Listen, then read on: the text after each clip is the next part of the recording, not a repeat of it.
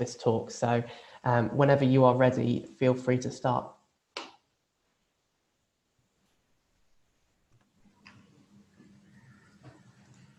All right, hello, am I audible?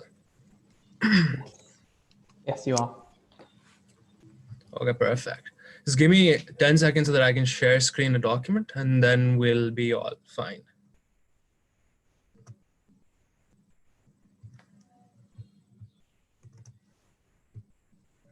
All right, is it visible? Yes. All right. I believe that at the outset, if everyone can hear me and see me, I assume two things. One, I believe most of you are debaters, or you are moral UN speakers, or you are global leaders in your own right.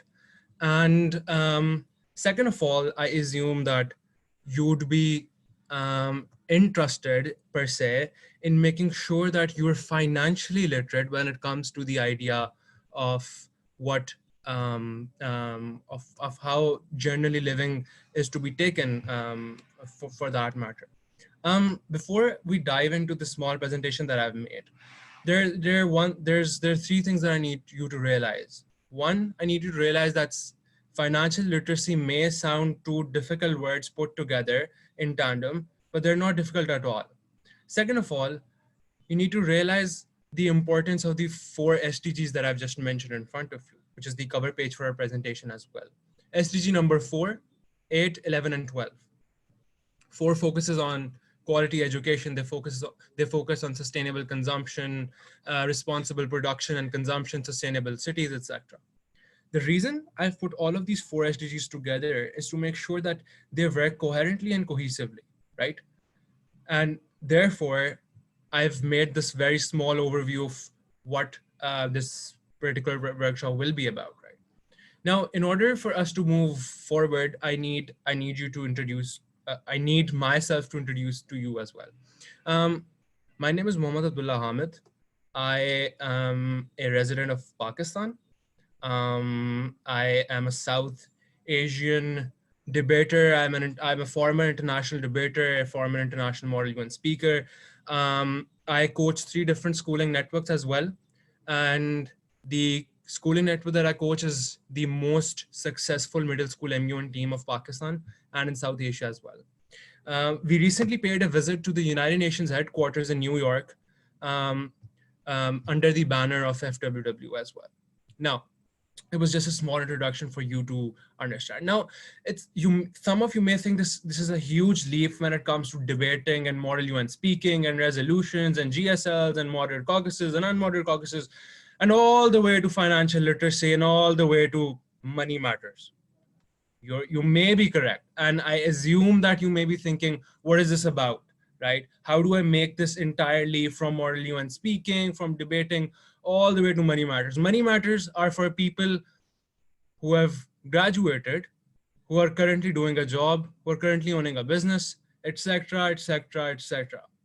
Now, as a South Asian, by South Asia, I mean Pakistan, India, Bangladesh, the brown kids, we were taught from the very start that the only way you can earn or the only way you can build and accumulate wealth is when you have completely graduated from your school, right? Graduated from law school, graduated from medical school, you graduated from engineering school, stuff like that. That's completely wrong. And I'll tell you one thing. If there's one innate thing, and I'm not proud of what I've done particularly because there's a long way to go and we shouldn't be proud of what we're achieving right now because we should always think that there's a huge gap, huge vacuum to cover.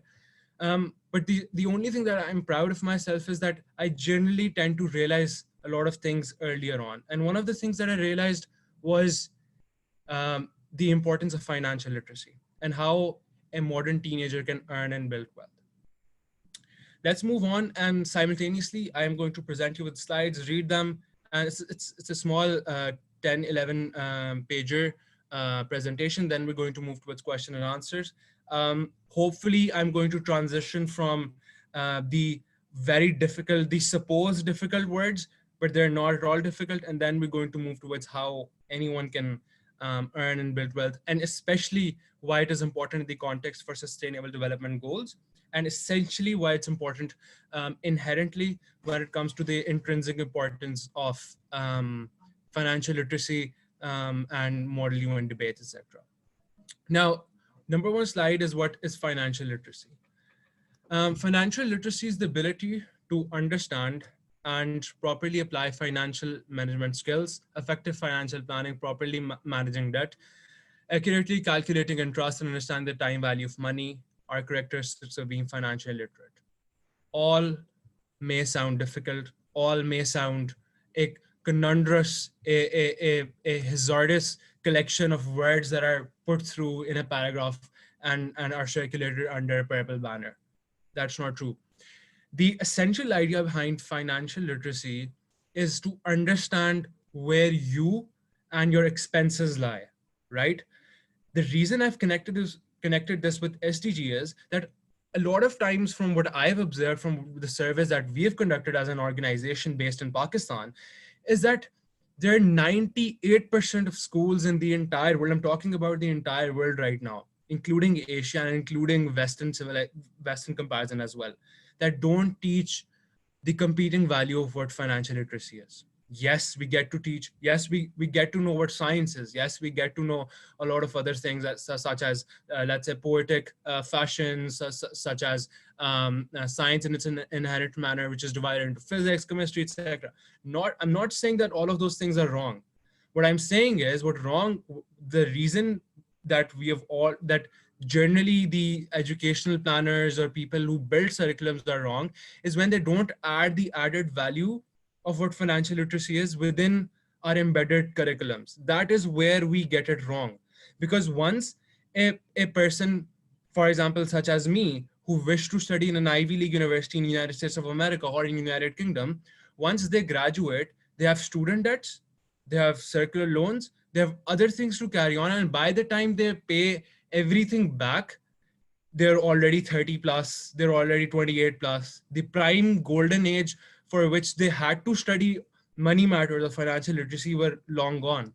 And what was required was a simple understanding of how money works when it comes to teenage years, or when it comes to the cream age, which is around 16 to 24, right?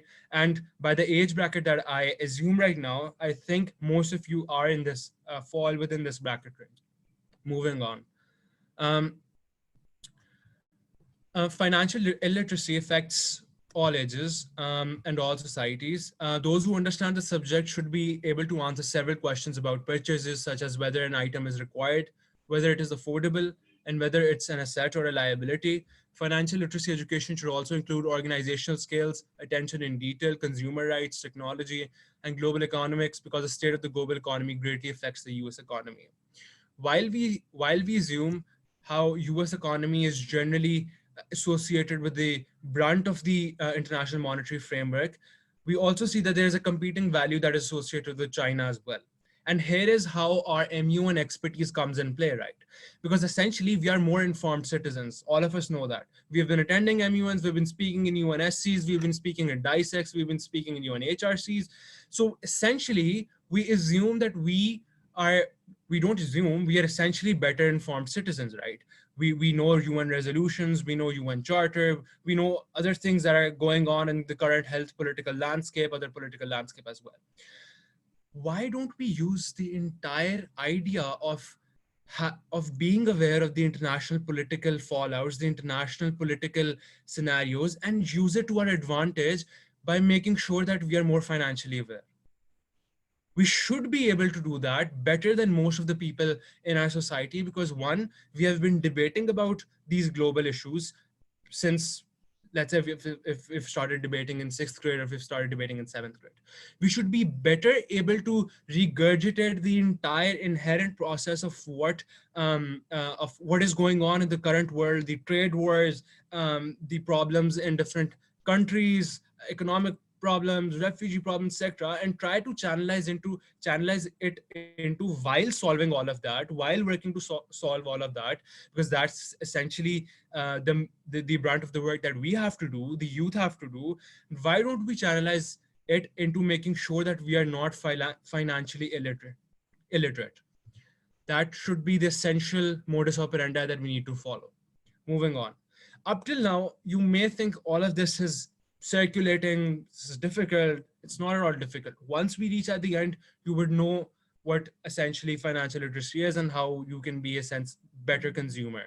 How can a teenager be a sensible consumer? Um, Here are some ways. Essentially, it's based on really three facets. And by the as I'm speaking currently to you, I have read more than 100 books about financial literacy, stuff like that. And essentially, this is the gist of what really goes on when it comes to the idea of financial literacy. One, the ability to differentiate. Now, almost all of the books may sound cohesive in the idea of the ability to differentiate. What is it? Teenagers should know when to draw a line between what is a want and what is a need. Once a teenager is successful in doing that, they automatically move in the right direction of safe consumerism. A lot of times when we visit a different country or when we visit our local grocery shops, etc., we try to deviate away from the entire sustainability path, right? We tend to grab all of the things that are our wants and not our needs, right? And the second idea is researching. Research perhaps is the main ingredient in making the realizations you have to at correct timing. The timing is essential as well. Is the bag that I am buying in any way a byproduct of exploitative animal skin harvesting? Are the things that I own in any way contribute to the devastation of our planet? Do I own a bag, or do I own a jacket? Do I own a certain something that has contributed in some way for the devastation of our planet? We can see, according to the IUCN Red lists and according to WFO as well, that a lot of these exploitative, harmful practices occur all around the world as well. In my country, snow leopard, which is considered as some of the most rarest species of animals, it's getting endangered at a rate which from which we can't move back from, right? So essentially, what the idea behind that was that it was used in exploitative medicinal practices, right? We see white rhinos being extinct and all of those things, and the black markets is the concept of that, right? I'm sure you're better at understanding how those things work because essentially you're debaters and essentially you're modern human speakers as well. But the only way that I'm telling you is that researching on how to be sensible consumer is to make sure that the thing that you're buying isn't in any way contributing to the devastation of our planet, climate change, global warming, etc. All of that is included. Now, comparing values is the third facet. What portion of anything is safe for me and not delegitimizing the right of someone else in my community? At what point can I say that it's fine to consume a certain something without having to worry about people in my community? For example, if and Pakistan is greatly struck by problems such as sanitation, Pakistan is greatly struck by problems such as the lack of clean water, the availability of clean water, etc. So the idea of being a sensible consumer directly lies with how you compare values with the consumption ideal and with the comparing value of whether or not someone else in my community is delegitimized on this idea. So, for example, if my neighbor isn't does not have access to clean water, should I consume clean water at a rate that would delegitimize his right or their right in consuming it? So I need to be very much careful when it comes to the idea of sustainable consumption and comparing values. And this greatly lies when you understand what is going on in your community. And the only takeaway, if you want to take away something from this particular workshop, I'm sure you're going to, but one of the main things if you want to take away is to search about that particular commodity that is generally scarce in your community. So that would greatly add to your value of being a sensible consumer. Now, what is financial awareness in the context of SDG 4 and 8?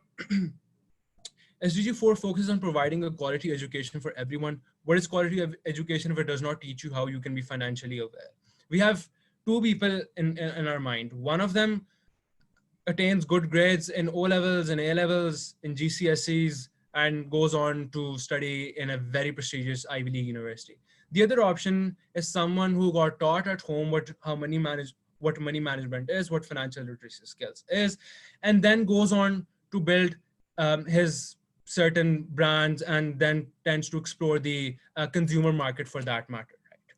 Two very different things. One of them one of them is greatly affected by student debts and loan debts, etc. And the other is already self-sufficient at a time and is competing for the greater advantage within the society, right? So we have two very different examples.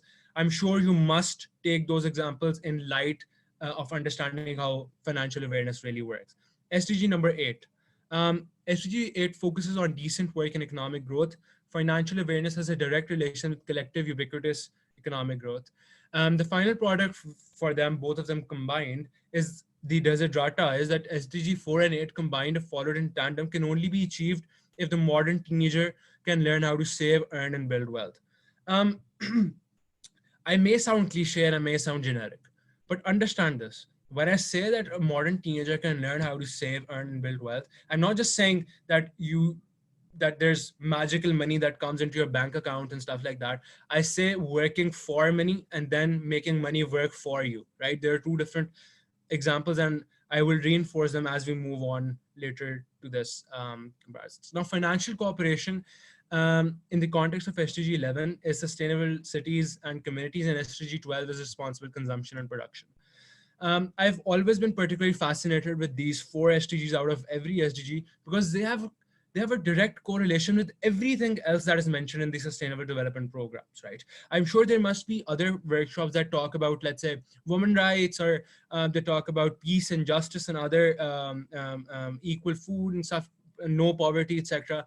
But these four SDGs in particular, if you study, have a direct relation with all other sustainable development programs. And if we're able to curb these four, we will be able to curb all the other SDGs.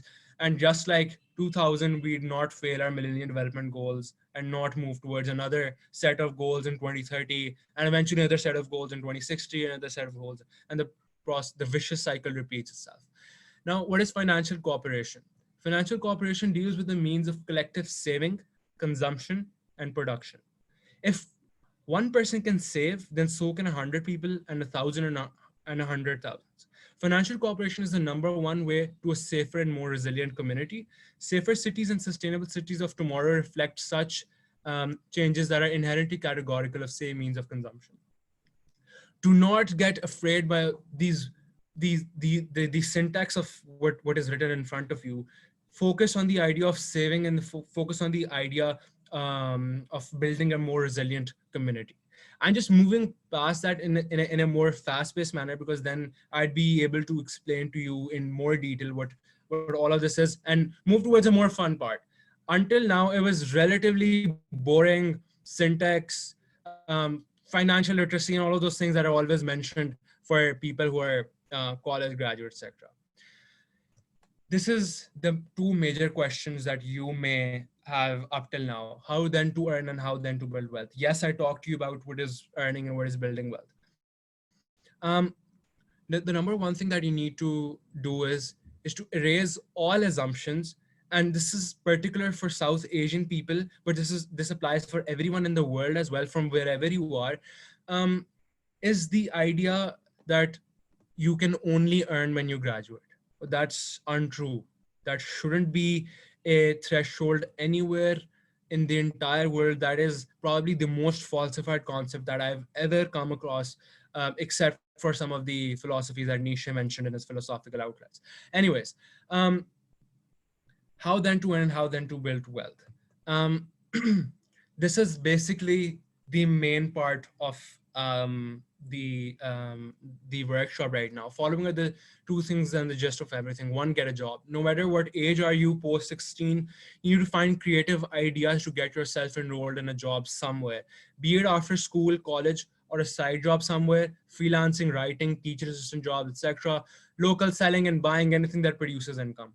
Unless and until you get a job in any sphere whatsoever, no matter what, it does not matter if it's buying and selling, you shouldn't be at all, you shouldn't feel ashamed of what you're doing as a job or as something that you get income from, right? If it's selling and buying, let's say, fruits in a local community, you should do that if it's getting you the ideals to study financial literacy in a more in-depth manner, right? It shouldn't be a concern. One, get a job. It does not matter how, but you need to be creative in doing that. One of the main ways is through freelance. All of you, since assuming that most of you are debaters and model UN speakers, I assume most of you would have a know of what is going on in the international health political landscape, stuff like that. Um, One of the things that I would advise you to do is make your account on a freelancing website such as Fiverr or Upwork. I'm sure a lot of you may do freelancing as well, but since if you're not doing a lot of those, um, you should do that as soon as possible, and do not be afraid of doing that. Do not be ashamed of doing that. It's not at all problem. Invest early and often. Investing is the idea whereby you devote a certain percentage of your saved capital and invest it somewhere in hopes to get returns on them. The earlier you do it, the better. The often you do it, the better. Whenever you watch a YouTube video, whenever you surface internet, you may have this weird exploitative ads that pop up on your screen. Invest in us, get 1000% returns. Um, Invest with us and get rich in 10 days or in 20 days. All of those are Ponzi schemes. You must understand no one gets rich this quickly, and you shouldn't fall for all of those traps. There are bad, as all of us, we are good people, we are sharing awareness. There are bad people in our society as well, and those bad people tend to exploit and radicalize the minds of the general youth into making sure that they don't make better and responsible decisions. Being a sensible consumer at an age such as this, it's very dire, it's needed. And to make sure that you invest early and often is the idea. What I mean by early and often is that it only works on compound percentage. And I will tell you why I got involved in all of this, having a strong debating background. The reason I got involved in all of this was that when I was 17, I started teaching at um, one of the most profound private enterprises in Pakistan. It was a schooling network, and I was only 17. I was not, and it wasn't allowed for a 17-year-old to get a job in a schooling industry.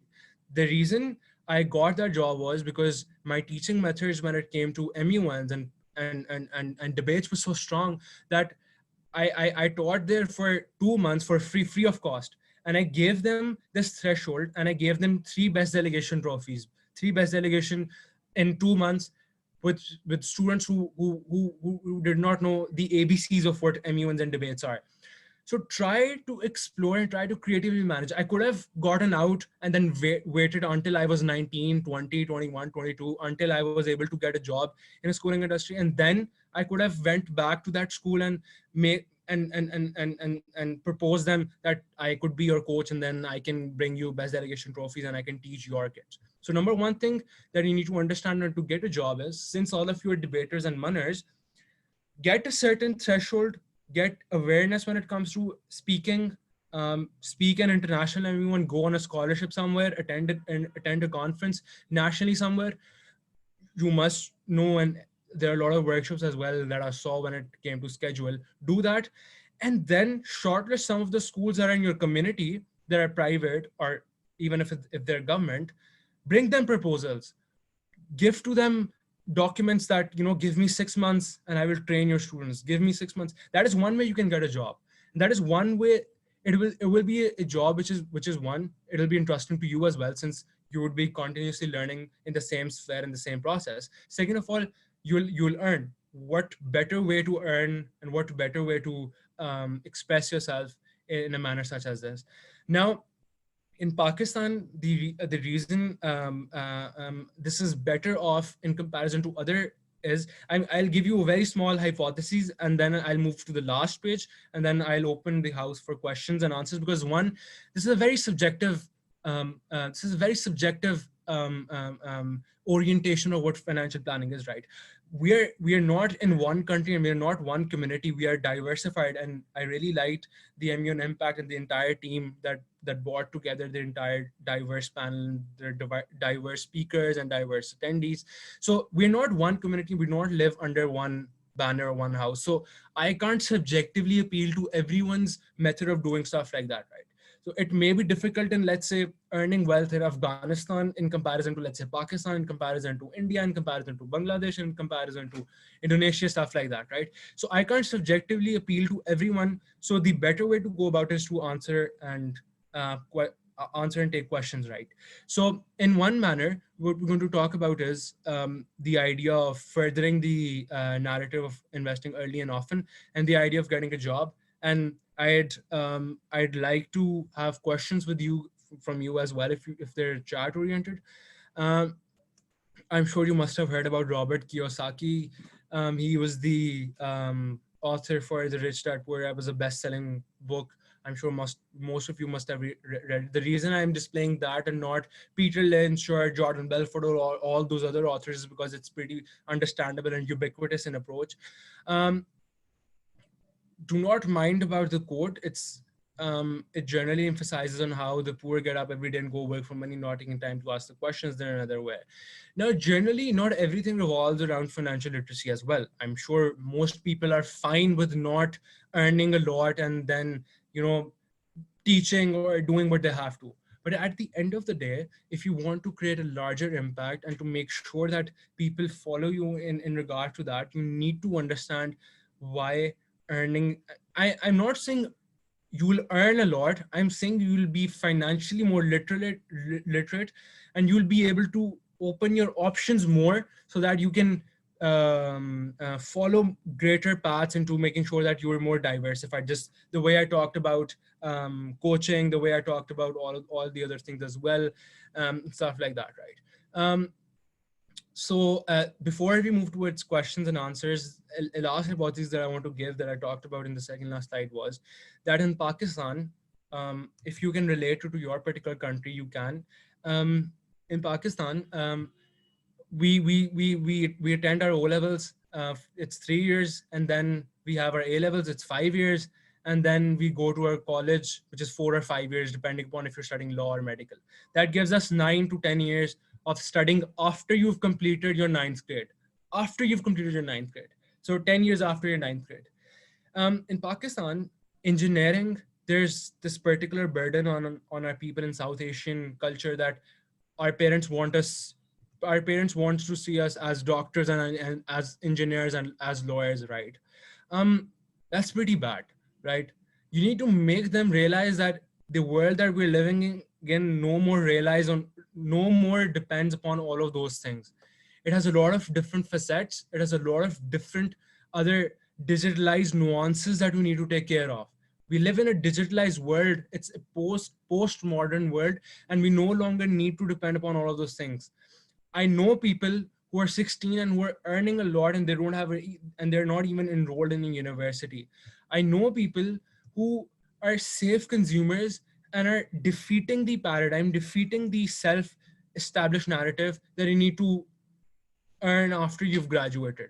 That's a nuance, and you only get stuck in this same rat race that everyone gets stuck in after they graduate the university. They look for jobs and they spend the entire 40, 50 years of their life without having to do what they had in mind particularly, right? So being financially aware and financial freedom is the quest that you need to have. So I'll open the house for questions. Make sure there are a lot of questions because I left a lot of time for questions. I will answer those questions. So how do we move about that? Yes, thank you for your session. The admin staff will recognize questions one by one, and we'll just call out the questions. First question we can take from Omeima, who is our press member. Yes. Omeima, you're on mute. You're muted.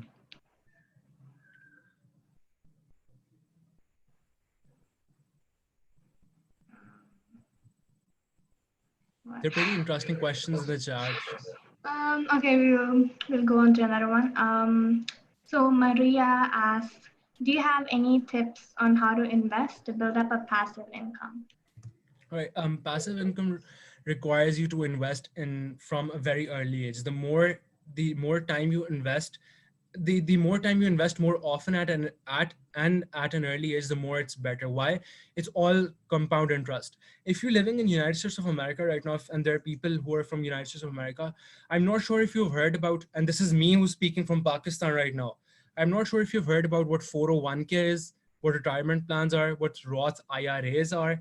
um, these are some of the more retirement funds and passive income funds that you can invest in when you're 18, right? You can invest in before that as well, but that requires an additive binary account. But you can invest when you're 18 through these accounts. So the number one way to do it is to get a job. It does not matter if it's small paying or large paying, and then contribute 50, at least 30 to 40% of it into passively income fund, so that once you're 60, you have enough money to go anywhere and be financially independent until then. So it's all about retirement plans, pension plans. Search about what 401k is. Search about what Roth IRA what Roth IRA is. Search about. I'd not move into stocks and the equity funds, but if anyone has questions in relation to them, I address that as well. Actually, there was a question related to the stock market. Anurag S. asked, what resources should we teenagers use to understand the basics of investing in stock market? Okay. There's a YouTube channel called Graham Stephen. He has a very profound YouTube channel. He talks about the ideas of financial planning, etc. All those net worth is around $5 million, but he talks about a lot of things in relation to credit debt and circulation of debt and stuff like that. It may sound difficult at first, but they're very interesting. Get started with Robert Kiyosaki's book, Rich Dad Poor Dad. It gets you a brief idea about what investing is, how to go about with dealing money matters, etc. But the best way to go about it is to get a job. The moment you get the moment you get your salary transferred every month, the moment you decide on how to divide that, how to make sure that you're self-sustainable, how to make sure that I need to pay metro this much amount of money, electricity bills this much amount of money, your automatic cognitive process already develops when you get a salary in your bank account. Also, first, whenever this workshop is over, or whenever the MUN Impact Summit is over, go to a bank if they're open in your country, following SOPs obviously, and open your bank account. That's the first thing that you need to do. If you don't have a bank account up till now, go get a bank account. You need to sign a lot of details. You'll sign a lot of contract. If you're 18, there are a lot of bank accounts that allow you to open a bank account when you're 16 as well. But go open a bank account, read their terms, go to banks more often. If there's a bank near to you, spend time there. It will eventually pay back in some manner whatsoever. It paid back to me as well. And I am earning better than a lot of engineers and a lot of other people who may earn after they get a degree, right? And I'm talking about Pakistan, right? So MUN, you have a background. If it's modern United Nations, a lot of students, a lot of youths does not even have a background to start with, right? Get a coaching job somewhere, teach MUNs, get better at MUNs and teach MUNs. That's the best way to go about it. That's the shortest way to go about it. Okay, thank you. Next question from Omema, and actually a few other people asked a similar question. I'll combine it. In many countries, people can only start working at 18. So what would you suggest for people living in other countries who are, younger than 18? Yeah. By job, I don't particularly mean by palpably going to a McDonald's franchise and giving them a CV and working that. A lot of working and a lot of jobs are now behind curtains and behind doors. Work as a freelancer. There was a time when I used to, although this may sound rhetorically weird, but I used to make position papers for my entire team, and they would pay, and they used to pay me for making those position papers. I used to charge $10 for one position paper, and then I used to make the entire team's position paper. There were like 33 position papers that I made one time, and then 36 position papers, stuff like that. It does not matter if you're 18, get a freelancing job, work free for a certain time, 3 months, 4 months, and then eventually you'll start getting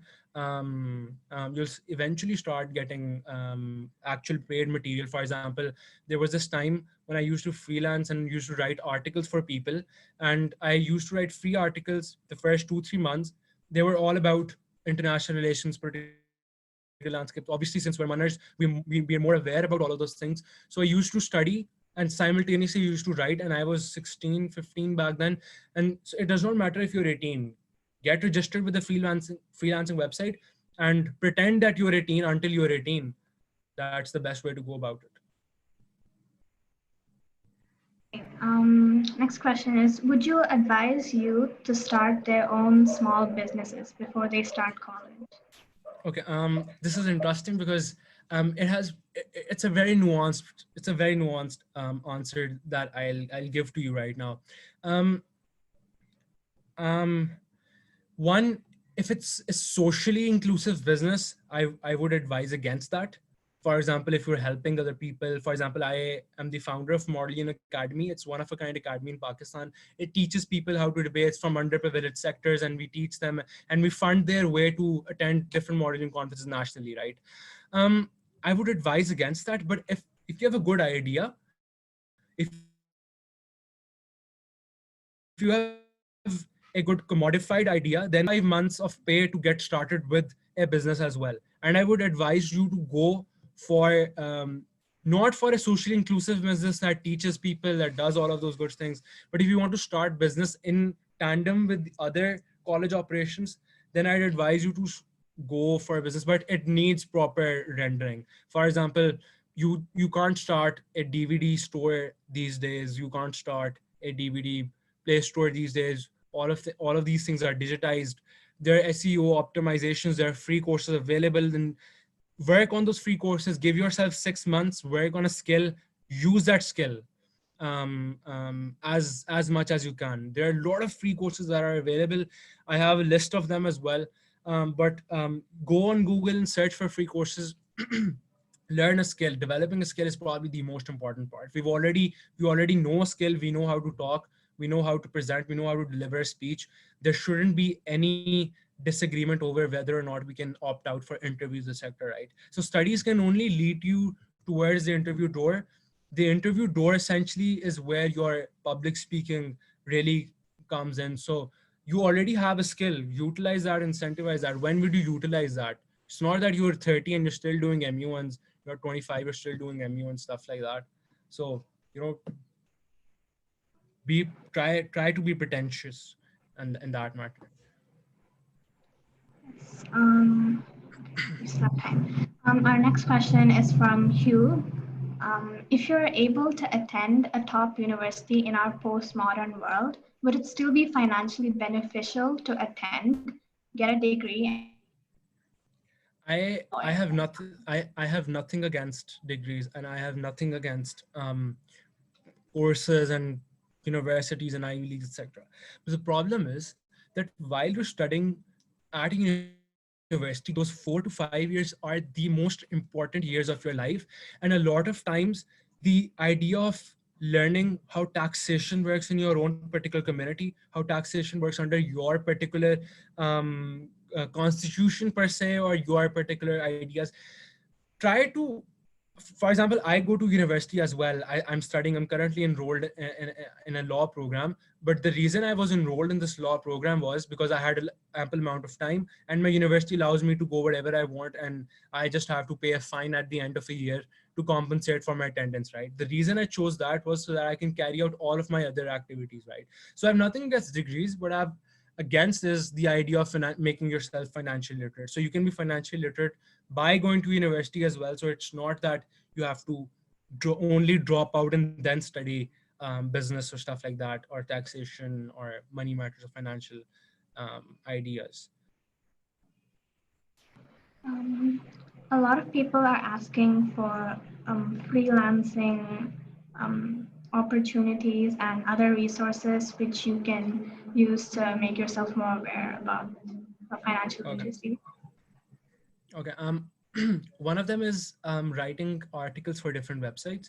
Small articles. Start with small articles, 500, 1,000 words, 1,500 words, once eventually you get, all you need is internet and a laptop to earn these days. That's it. That's probably the only thing that you need to have in order to earn these days. So get a Wi-Fi, get a laptop, make yourself an account, make yourself account in one of the two websites that I mentioned, Fiverr and was Upwork. Although I left freelancing after a few months because I wanted to move into more pragmatic and practical lines.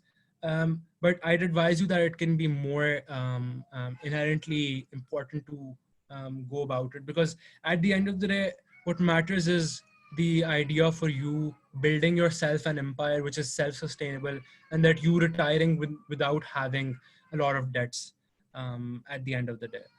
So it only works subjectively, by the way.